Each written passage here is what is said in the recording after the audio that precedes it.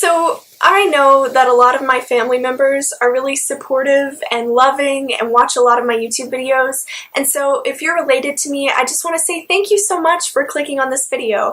Now please click out of it, please. If you are related to me, or if you are a child, please don't watch this video, please. Just trust me, okay? Just don't. I have made a terrible discovery. So the other day, I was talking to my boyfriend about dinosaur erotica, because that's a thing that exists in this world. Like, that's real. You can Google it, it's a thing. And I thought, if dinosaur smut exists, what is the weirdest that you can get? When is it too weird? And recently, I've been really into conspiracy theories and hoaxes and things like the Bermuda Triangle and aliens and all that fun stuff. So my brain thought that it was a good idea to Google Loch Ness Monster erotica, and I really truly thought that was the line. I didn't think I would find any. But I did. Lured by the Loch Ness Monster by Cassidy Beach. I bought this book, and I have it on my phone. I downloaded the Kindle app just for this. I don't know why. It was $2. Why did I buy this? It didn't have any reviews on Amazon, so as far as I know, I am the first person to ever purchase this book, so lucky me. And today I decided to share my pain with the internet. So I haven't read this book yet. You are gonna see my horror and disgust as it happens, yay. And honestly, there are probably parts that I will not be able to read just because I physically won't be able to without dying. So I'm gonna leave a link to this book in the description so that you can go read it and read all the parts that I can't read out loud for yourself. Let's just get into it, shall we? Okay. It all started so innocently. My girlfriends and I just wanted to take a weekend journey to the Highlands. We'd been planning this trip for a while, but things had gotten busy at our study abroad program in Scotland. We hadn't really been studying, let's be honest, mostly just partying. Good thing I blocked my parents on Facebook. If only they knew. Facebook. Our road trip adventure to the famous Loch Ness had been Jessica's idea. She was from Texas Christian U. Why don't you just say TCU? She was the mother hen of our group, by far the most responsible one. She had made all the arrangements, renting a car and booking us into a bed and breakfast lodge that directly overlooked the loch. Andrea, she shouted at me the morning of the big trip. I had overslept as usual. I was the absent-minded one in our group. Get up, we have to go. I threw some bras, panties, and shirts haphazardly into my backpack.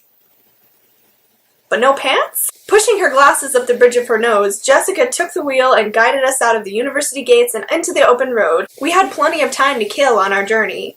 We killed time our favorite way, talking about boys. Boys, boys, boys. Chrissy from Florida State was the slutty one. We love slut-shaming in a book where this girl's about to have sex with the Loch Ness Monster. Yeah. So they're all just laughing at their friend for being a slut now. And it says, everyone started giggling except for Jessica. She just pushed her glasses farther up her nose and looked angry. I was pretty sure she hadn't gotten any. Secretly, some of us thought she might be a lesbian, but we didn't tell her. Why is homophobia even in this book? It's a natural to be gay, but you know what I'm gonna sleep with? The Loch Ness Monster. Whatever, I guess. Thought about myself. To be completely honest, I hadn't gotten that much action either. There had been offers, of course. I did hook up with one guy from my dorm, a Scottish boy named Ewan. He hadn't been a bad kisser, really. He was a perfectly fine kisser. But he was so pale and small. That was the big difference between boys back home in America and Scotland. The ones in Scotland were so scrawny. I thought after seeing Braveheart that Scotland would be a country full of huge, manly, strapping men, but not so. None of the boys here seemed to have any interest in going to the gym. I wanted something stronger. Something more substantial than poor little Ewan. So I'm picturing Ewan McGregor, and that's just making this a little weird for me, but I needed someone who could overpower me. I wanted to feel small next to my lover. So she's gonna sleep with the Loch Ness Monster. Why am I doing this to myself? Poor sweet little Ewan couldn't do that for me, as hard as he did try. I stopped responding to his texts and avoided him when I saw him in the hallway. One night while drunk, I saw him at the late-night kebab place, and he saw me and actually looked like he was about to cry. Oh my god! I felt bad for a moment, but what could I do? Ewan couldn't give me what I needed. We reached our destination just after sunset. It was the cutest lodge ever. It was called Nessie's Nest and was right by the water. Weirdly, I could feel a strange presence. It felt powerful, like it was coming from the loch. I almost felt like someone, or something, was watching me. But I knew I must be just thinking crazy thoughts. I quickly shook that thought away. It was time to go to the pub. Shot, shot, shot, shot, shot, shot, Christy shouted. Everybody. So they're just drinking. Some guy just comes up and gropes her. His name is Patrick. The only person who didn't seem to be having fun was Jessica. You could see she was trying. She was attempting to be sexy, but wasn't really pulling it off. Poor Jessica. Jessica's yelling at people for having fun now. Main girl, I already forgot her name, gets bored and goes to the bathroom and is like sad because she didn't find the right one. The bathroom had a window. It was the oddest feeling, but I could sense a presence outside coming from the loch. It was like someone was looking at me. It excited me. So they go back to their hotel and then sorry, there's some stuff in here that I'm not gonna read. She's just hanging out by herself, basically. Okay, alright. She's just listening to her roommate have sex with this guy in the other room. And then she says, just then, I saw him through the window. He was looking right at me. His eyes cut right through the misty night, like cat eyes, like two spotlights. It was the Loch Ness Monster! I love how there's like not even any build up or anything. It's just like the Loch Ness Monster is outside my window, just looking at me. And she's just like, she's so chill. Okay, he was so big, even from the distance. I couldn't believe what I was seeing. Was I just drunk? I didn't care. He was so powerful. I hear Chrissy next door, okay, and I imagine that it's me. I could feel the monster drawing me to him. I wanted to stroke him. I wanted Nessie to dominate me, to overpower me like no man could. And Jessica is there? Now Jessica is raping her? What the? She just, oh, she said she didn't mind it, so I guess. So now it's the next morning. I'm not really sure. I looked out onto the loch and I saw nothing, just tranquil waters. My sea creature, I knew, must be somewhere deep underwater, keeping himself hidden from all the tourists who came to get a glimpse. There was a reason he was a mythical creature. He didn't reveal himself to just anybody. He had selected me. I was special. I needed to see him again, to be with him. But how? They buy some kilts. They feel like Braveheart. She keeps mentioning Braveheart. Like, I think that's the only reason that Cassidy Beach put this in Scotland. Okay, so the whole reason they came to this place is to go see the loch. So then the main character is like, I want to go to the loch. And all the girls are like, oh, why? Do you believe in the Loch Ness Monster? Like, yeah, that's like the whole reason you took this trip. I don't understand. I don't understand. She thinks Nessie is real. I did. Nessie was real to me. Real sexy. Oh my god. Wear their kilts to the loch for some reason. Like, they're just talking about just nothing. Like, I told the girls they looked great. I wanted to please my lover so badly. I don't understand why those two sentences are together. This is so bad. They do a toast to the Loch Ness Monster. Oh, main character's name is Andrea. Drunk now. I have a theory that none of this is actually happening and she's just been drunk this whole time and she's imagining all of it. Now they decide to wear their kilts with no underwear on because that's how they're supposed to be. I can't read so much of this. Like, I'm sorry. Wind keeps blowing their kilts up. Well, this is awful. I could feel something near our boat. Then I could hear something under our boat. He was here! He had made his presence felt. I wonder if he would show his face as well. The captain stopped the boat. Lassies, this is where Nessie has most commonly been spotted. Take a good look and maybe you'll see him. But keep in mind, this tour doesn't have a refund policy if you don't. He laughed at his own joke. I didn't see anything, but I knew he was there. I knew that he was under our boat at that very minute, circling in the water. So she like tries to air her kilt out so that he can smell her. I don't know why I'm reading this. They all decide to flash the captain for no reason at all. Drive back to the lodge. They're getting drunk again. Eat fish and chips. Shots again. My only obstacle I knew would be Jessica. She would, as usual, be hovering around me, watching me. A mother hen and maybe a little bit more. Oh, I feel uncomfortable. I handed her a whiskey sour that I'd had the bartender make double strong.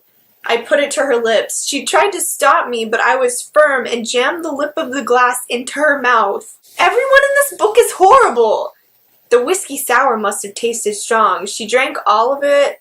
She just gets Jessica drunk. Okay, so she brings Jessica back to the lodge and, like, gives her some water, and she falls asleep, and she's like, yay, I'm free now, I can go to Nessie.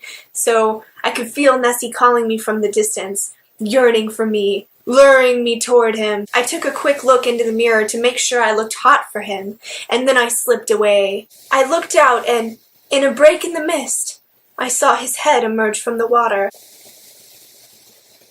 Hey girl, hey! He was coming for me. I could barely stand it any longer. I saw his humps break in the water's surface as he traveled swiftly in my direction. Here it comes, oh my gosh. I reached the water's edge and tore off my shirt. She she takes all her clothes off. She runs into the water. And finally we were face to face. It was just me and my love. I was all out of breath from swimming so hard. I gasped for breath, but before I could settle myself, I was plunged deep into the cold water. Nessie had bitten into my arm and was dragging me down with him into his underwater lair. I really want him to just kill her.